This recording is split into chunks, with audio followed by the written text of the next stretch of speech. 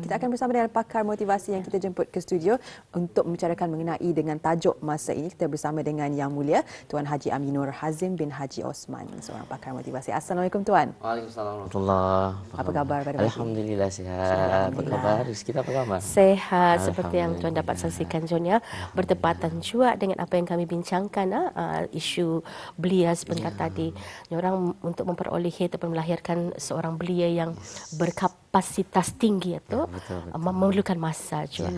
Mungkin dalam hal ini dapat diterangkan terus barangkali Tuan apa yang cuba dimaksudkan dengan topik kita hari ini, meng-highlight mengenai dengan masa. Alhamdulillah, insyaAllah.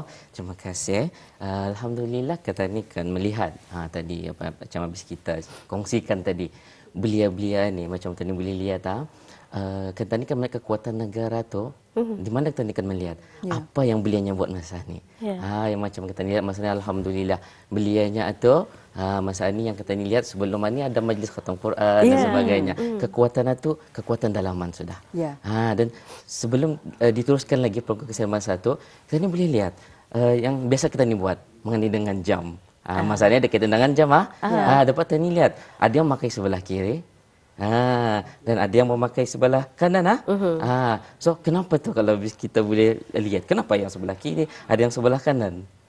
Kalau saya sebenarnya kebiasaan sebelah kanan pada mulanya. Tapi kerana menulis sebelah kanan, paksa tadi latih diri untuk makan sebelah kiri. Ada juga yang menyatakan di mana kita ni meletakkan jam itu, ia menunjukkan karakter masing-masing juga. Banyak kan tu ada beberapa macam-macam ia punya pendapat dan sebagainya. Tapi memang betul lah. Tetapi antara lain lagi kenapa sebelah kiri dan sebelah kanan? Sebab masa depan itu pilihan kita ni. Pilihan masing-masing. Pilihan masing-masing. Sama ada macam mana? Sama ada kita ni akan memilih untuk yang terbaik ataupun sebaliknya.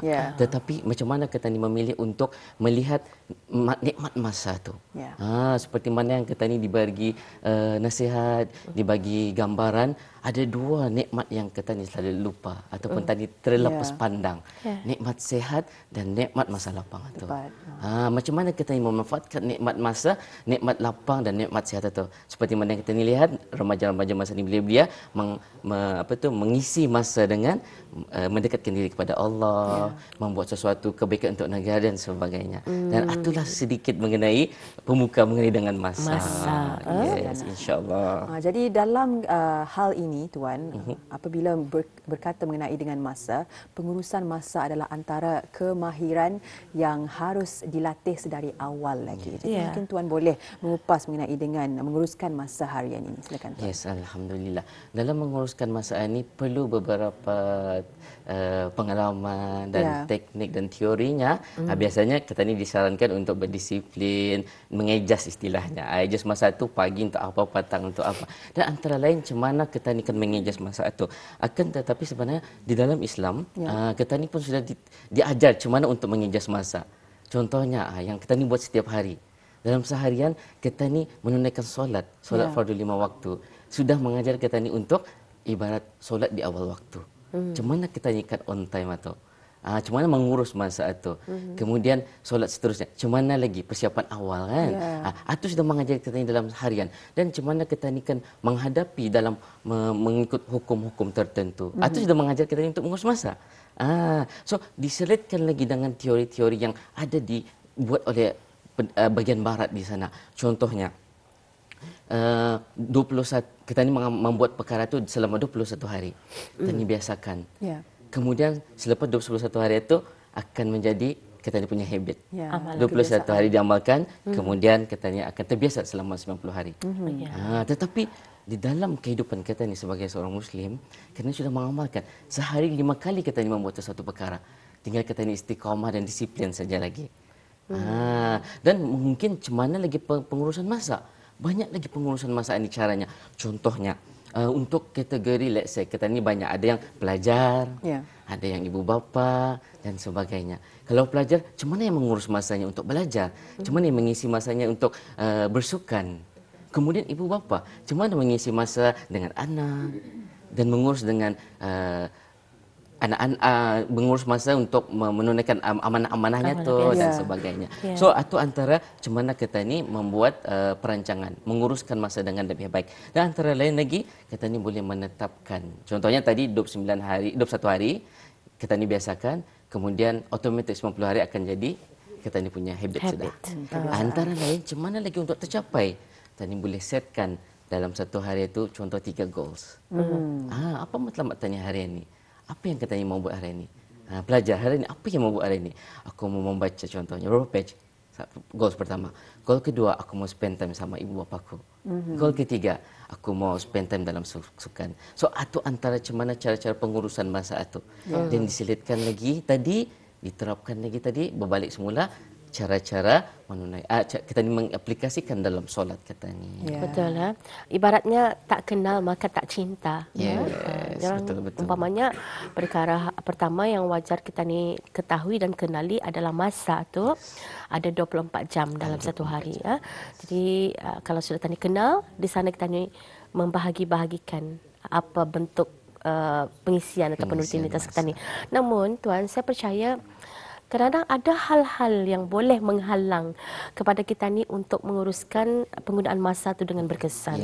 Bagaimana pendapat tuan? Okey, antara lain ada halangannya tadi. Memang kita ni hanya mampu merancang, tetapi rancangan Allah tu lebih yang terbaik. Macam mana kita ni kan menghadapi barangan ni? So antara lain di sinilah didikan dalam kita ni punya sangkaan terhadap apa yang Allah berikan kepada kita ni. Di sini Islam mengajarkan kita ni untuk berhusnuzon. Macam mana husnuzon ni? Elakkan suuzon.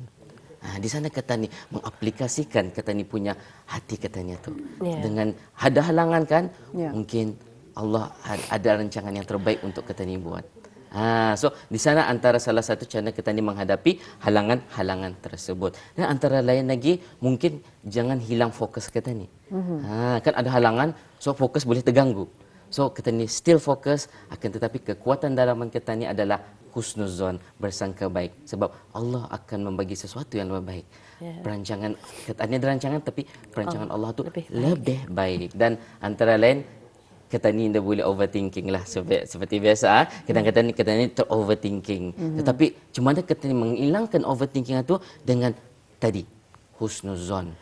Pertama kali bersangka baik pada Allah. Sebab Allah akan mengikut apa prasangka hamba-hambanya. Sangka baik, Allah bagi yang terbaik. Sebab itu janji Allah. Macam apa yang pernah dikongsikan surah Ar-Rahman, right? Ada ayat yang ke-13, fa bi ayyi ala'i rabbikum tukadziban. Nikmat apa yang akan didustakan lagi? Jadi ulang-ulang, bukan sekali tapi diulang-ulang. Jadi antara menghadapi halangan yang harus kita terapkan dalam kita ni cuba menghadapi halangan. Kata orang kadang-kadang kita ni fikir ini cukup masaku, ini cukup masaku, tapi kita ni percaya dalam halangan itu ada hikmah yang terkandung di sebaliknya. Jadi bagaimana caranya tuan? Kalau sekiranya antara halangan ini adalah mengimbangi masa antara kerja dengan masa peribadi, dengan keluarga, dengan segala tanggungjawab yang kita ni ada. Bagaimana caranya untuk mengimbangi antara semua peranan kita ni itu? Yes, betul. Sebab ada komitmen-komitmen kita ni sebab sebagai seorang ketua keluarga ataupun ibu bapa dan pelajar, and then macam mana mengimbangi dengan kerja, and then amanah kita ni kepada keluarga lagi. Macam mana? Di sanalah kita ni antara kita ni belajar macam mana untuk menghormati masa ni. So kita ni perlu memahami sebab masa itu sangat berharga sehingga kan ada yang mengatakan masa itu emas, ada lagi pepatah mengatakan masa itu ibarat pedang tajam. Dan boleh kita ni lihat kenapa masa itu perlu kita ni hormati, sebab di dalam Al-Quran Allah ada memberi peringatan tentang masa. Antaranya Al-Asr, dan antara lain lagi surah Ad-Duha tentang waktu duha. Surah Al-Lail, surah An-Nahar, waktu siang dan malam. So macam mana kita ni mengimbangi masa peribadi dan masa waktu bekerja. InsyaAllah dengan tani tersusun, menghormati masa waktu bekerja dengan amanah, boleh dijalankan dengan baik. Sebab apa? Kerana ni percaya bekerja adalah satu ibadah. Dan menjaga anak keluarga adalah satu ibadah. InsyaAllah berbalik juga lagi tadi kepada Allah. Kita jaga masa dengan baik susun, sesuai dengan keadaan, dan dimaklumkanlah kepada keluarga juga ibu dan anak-anak. InsyaAllah katanya boleh menghormati masa katanya. Dan antara lain mungkin boleh dikatakan ada time blocking lah. Apa ibarat ada orang mengatakan waktu healing dan sebagainya. Tetapi macam mana kita ni kan bonding sama keluarga. So ia penting sebab keluarga kadang-kadang memerlukan kita ni walaupun hanya dengan kata-kata tetapi ia akan kuat. Lebih kuat kata-kata daripada harta sebenarnya. Dan antara lain juga tadi ada terdetik mengenai dengan tabiat tadi macam kita ni menghilangkan tabiat kita ni kadang kebiasaan kebiasaan macam dah cukup masa dan sebagainya.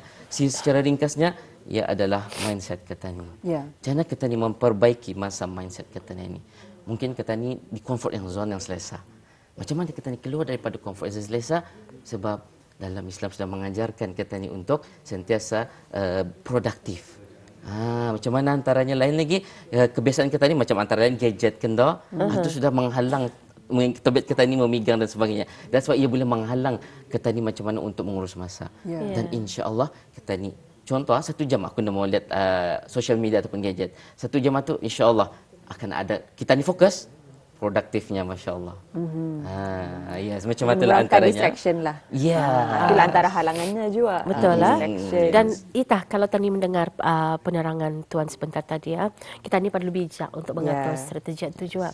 Cuma dalam hal ini barangkali macam mana cara kita ni untuk mengkategorikan mana satu hal yang prioritas dan hal yang barangkali kurang ada pentingnya. Ini saya percaya perlulah difahami oleh setiap daripada kita ni memastikan masa yang tadi gunakan itu kepada perkara yang paling penting. Macam mana? Okey, antara macam mana kita memastikan perkara-perkara pentingannya, memang ada cara-caranya tu. Contohnya ada antara beberapa teori yang dibuat macam contoh kita ni list down 25 perkara penting. Dan yang 5 perkara penting atau kita pilih dulu. Atau kita ni selesaikan. Sudah tu seterusnya lagi dipilih lagi 5 perkara penting. Macam mana boleh teori ini ada dibuat? Atau teori barat menentukan barang macam mana akan tetapi dari keadaan kita dari segi Islam pun sudah menentukan awalnya. Contohnya 1/3 untuk ibadah. 1/3 untuk bekerja. Dan 1/3 untuk istirahat. Di sana sudah mengajar kita ni untuk memacah-macah. Membahagi-bahagikan mana yang penting dan mana yang kurang penting. Mana yang perlu diselesaikan, mana yang boleh dipending dulu. Ibarat katanya ada mendengar 5 perkara sebelum 5 perkara. Sering kata ni dengar kan tahu 5 perkara sebelum perkara. Macam mana kita ni memanfaatkan 5 perkara sebelum 5 perkara, iaitu masa kita ni. Contohnya yang pertama waktu lapang sebelum kita sempit, kenyang sebelum lapar, macam tu. Macam mana tu antaranya? Sehat kita ni sebelum sakit. Macam mana kita ni menghargai? Kita ni list down sebaik mungkin. Jadi dalam 20 matlamat tersebut pasti ada matlamat yang orang short term goals dengan long term goals. Jadi apakah matlamat long term goals ataupun jangka masa panjang ini dan bagaimana caranya untuk kita ni merancang untuk mencapai ke arah matlamat tersebut? Okey, macam mana tujuan besarannya adalah untuk yang dicapai yang long term lah ibaratnya. Macam mana kita ni akan mencapai? So kita ni akan memecahkan kepada jangka yang pendek. Long term banyak tapi kita ni make it short. Kita ni pendekkan masa itu dan pecahkan tugasan-tugasan spesifik lagi. So dari sana matlamat itu insya-Allah akan tercapai dan paling penting berbalik kepada niat kita ni. Macam mana boleh tercapai goals yang besar ini dan mengadakan dengan goals yang damit akan tetapi dengan niat yang betul kerana Allah insya-Allah dipermudahkan. Yang penting dalam setiap hal yang bakal kita lakukan dalam 24 jam sehari itu perlu perancangan dan perlu juga pengurusan cara kita mengatur untuk ianya mengendalikan. Terima kasih kami ucapkan pada Yang Mulia Tuan Haji Aminur Hazim bin Haji Osman, pakar motivasi, mengisikan masa kita ni, ruang bual bicara kita ni mengenai dengan masa. Itu dia. Syukur, alhamdulillah. Terima kasih atas perkongsian pada hari ini. Namun insya-Allah ada masa nanti, ada rezeki nanti kita ni akan bersua lagi Tuan. Assalamualaikum. Waalaikumsalam warahmatullahi